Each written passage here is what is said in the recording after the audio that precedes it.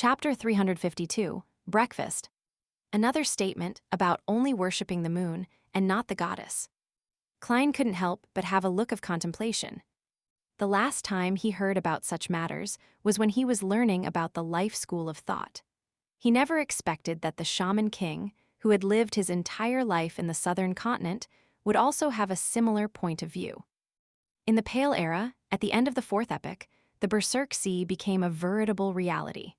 Thus, the northern and southern continent were cut off from each other, and the life school of thought was formed in the early Fifth Epoch.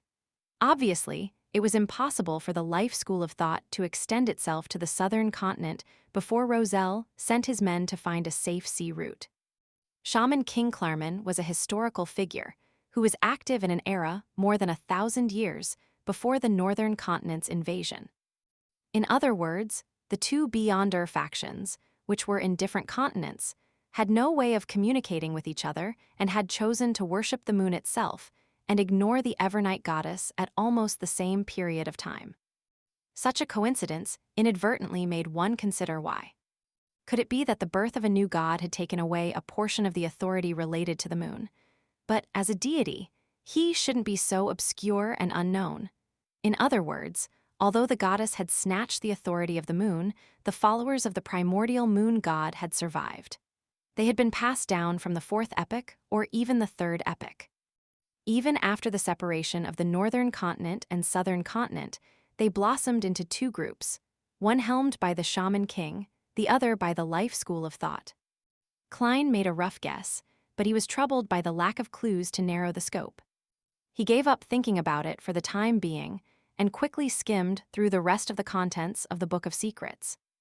In the preamble, Shaman King Klarman said, very directly, that many of the rituals, deeds, astromancy, and summoning techniques in the book had originated from a primitive worship of the moon and described the corresponding honorific names in detail.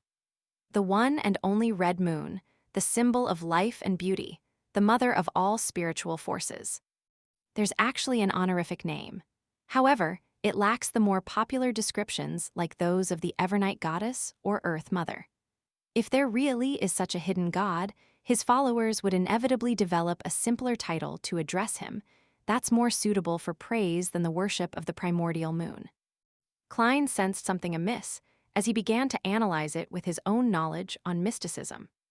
Besides, using the Lady of Crimson to hold a ritual would very obviously direct it at the goddess.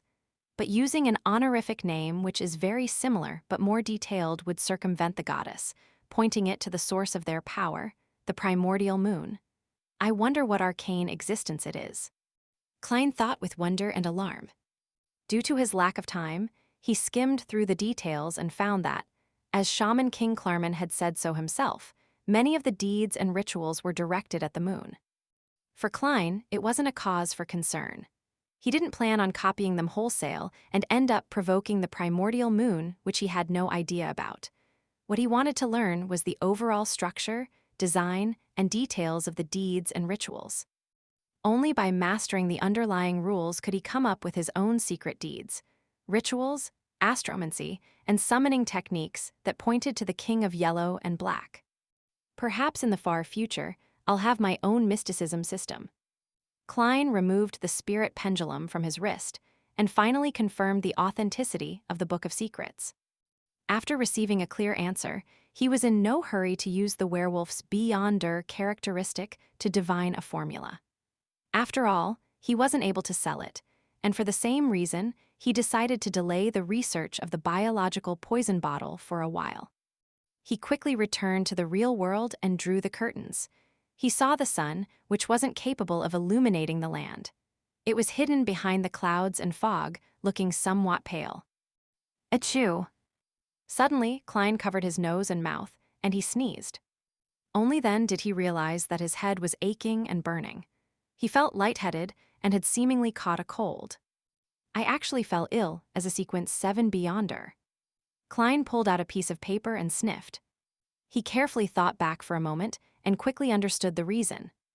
The negative effects of the biological poison bottle would gradually weaken the possessor and result in an illness. If it was carried around even longer, then it might even lead to death.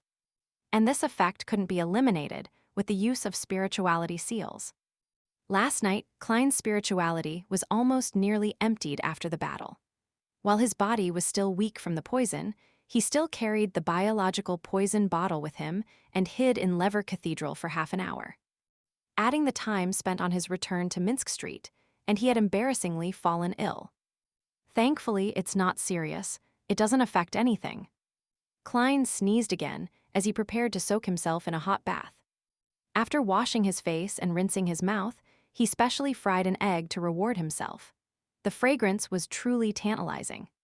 A Shaman King's Book of Secrets and the biological poison bottle, a mystical item that's not worse than the sun brooch, as well as a sequence 7 werewolves Beyonder characteristic. I made quite a killing this time. It's just a pity that I didn't manage to obtain the zombie Beyonder characteristic. Klein sat by the side of the dining table. As he ate, he did a tally of his spoils. What made his heart ache was the fact that he had used a total of 11 Beyonder bullets, each worth nearly 10 pounds. That is to say, I burned 100 pounds. It's really like throwing money to deal damage. It's no wonder most low and mid-sequence Beyonders are so desperate for money. Klein glanced down at his breakfast. They added up to only a few pence. After breakfast, Klein idly read the newspapers, sneezing from time to time as he wiped his nose and mouth with a piece of tissue paper. As soon as the church bell stopped chiming at 8 o'clock, his doorbell rang. Klein wasn't surprised to see the reporter for the Daily Observer, Mike Joseph. The reporter, with beautiful blue eyes and a thin mustache, but with rather rough skin, took off his hat and greeted him. Then he went straight to the point. "Detective Moriarty, do you have time to take the job?" Although he had a cold, he still needed to take on jobs like usual to avoid suspicion from anyone during this period of time. Klein, who had just finished a job, smiled and said, "I'm slightly ill, but that doesn't affect my fighting or shooting skills." Mike suddenly smiled and said, "Thank you for your help. Let's set off now." Detective Moriarty, have you had breakfast? I'll treat you. As your employer, I should be in charge of providing you your meals today. Inviting me to breakfast? Klein was startled. I just finished eating. But I suggest you go to Eastborough to have breakfast there. That way, you can see a lot of things. I'll just need a cup of coffee when we're there. No problem, Mike pointed outside. The carriage I hired is waiting. Klein sized him up and said, "Sir, you'd better change into something a little worse. Otherwise, there will be lots of work for me." Mike looked down at his tweed coat and said with some realization, "This is too eye-catching." "It is in Eastborough." Klein pointed into his place. "I have some specially prepared clothes. We are about the same size." Mike couldn't help but exclaim, "You really are a professional." "Professional criminal." Klein lampooned. After changing into ordinary workers' clothes, the two boarded the carriage and headed for the outskirts of Eastborough. Achoo! Klein pulled out another piece of tissue paper, wiped his mouth and nose, and blew his nose. Since there was no trash can nearby, he folded the tissue paper properly and stuffed it back into his pocket. The food in this coffee shop is okay. Of course, this is relative to the residents of Eastborough. Klein pointed to the slightly greasy coffee shop at the corner of the street. He occasionally came here for breakfast, whenever he spent the night at his one-bedroom apartment that was nearby. Looks like it's a pretty good restaurant. Mike didn't think it was a coffee shop. It was already past 9 o'clock, and there were very few customers in the coffee shop. Eastborough residents typically finished their breakfast at around 7 and began to work or to look for work. After accompanying Mike as he ordered stewed beef with potatoes, bread, and coffee, Klein looked around for a window seat. At that moment, he saw an acquaintance, the elderly man he had helped while pretending to be a journalist. "He was the one who brought me here in the first place. Why is he only having breakfast now?" As Klein thought, he turned to Mike and said, "You have an interviewee." As he spoke, he carried his coffee cup to the tramp. The man was wearing the same thick jacket as before. His grizzled hair was oily, and his beard was obvious.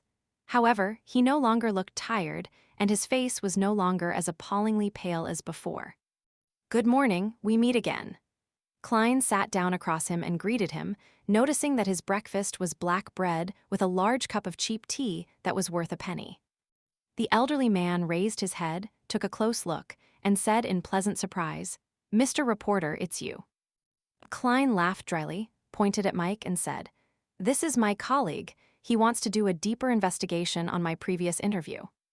Being an experienced and knowledgeable reporter, Mike didn't say anything further when he heard that. All he did was nod with a smile and greeted the elderly man.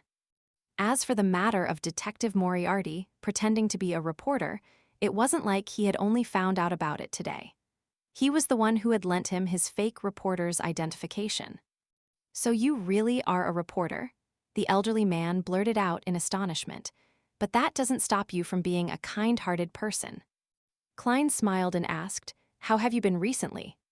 The elderly man drank a mouthful of tea and said, "Thanks to your help, I finally had a good night's sleep and ate my fill, so I wasn't that weak. My original plan was to go back to my original job, making shoes, but they didn't want me.